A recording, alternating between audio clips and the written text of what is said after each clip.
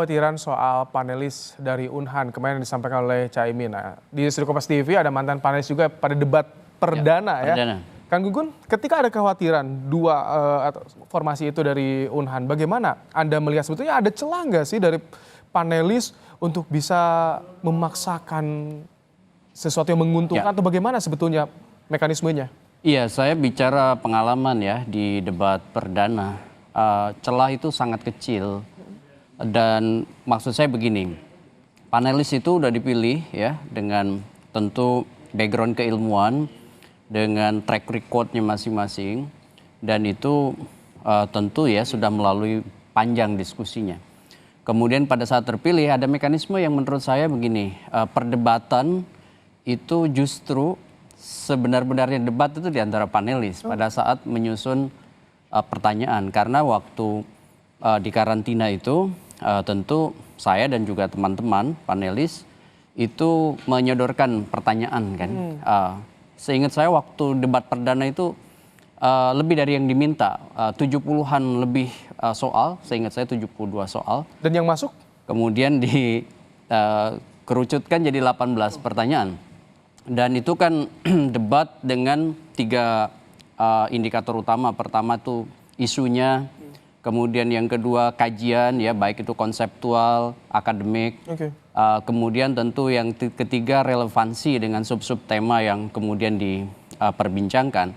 Dan itu mengharuskan verifikasi yang sangat ketat. Kalaupun misalnya ada 1 atau 2 yang dianggap gitu ya terafiliasi, toh itu akan ada perdebatan di internal. Dan terfilter sendirinya juga ketika debat ya? Iya, menurut saya susah lah. Kenapa? Karena kan 11 panelis itu tentu punya yang disebut dengan kredibilitas.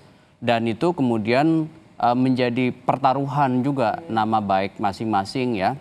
Dan setelah terkumpul 18 pertanyaan itu kan juga tidak memungkinkan untuk kemudian pihak di luar panelis itu dengan mudah mengakses pertanyaan-pertanyaan itu. Kenapa? Karena di antara panelis kan terikat dengan fakta integritas. Dan itu baru diserahkan biasanya kan menjelang debat.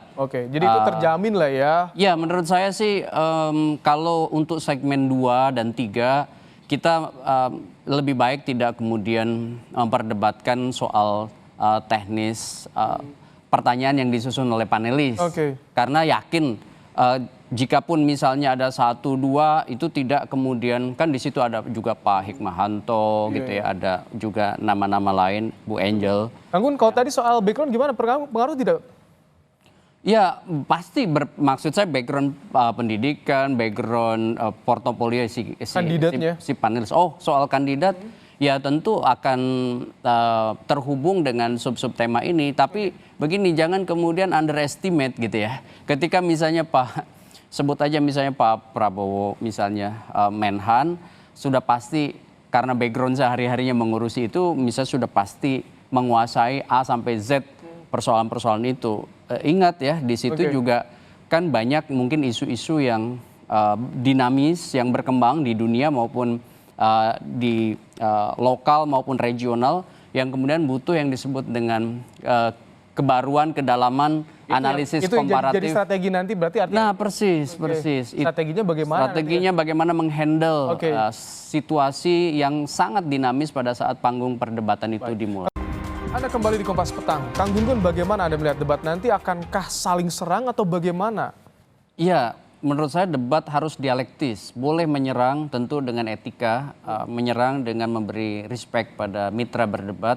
Yang paling penting adalah sampai pada substansi dari subtema yang diperdebatkan, sehingga kemudian publik bisa tahu apa yang kemudian menjadi program, gagasan, dan orientasi ke depan.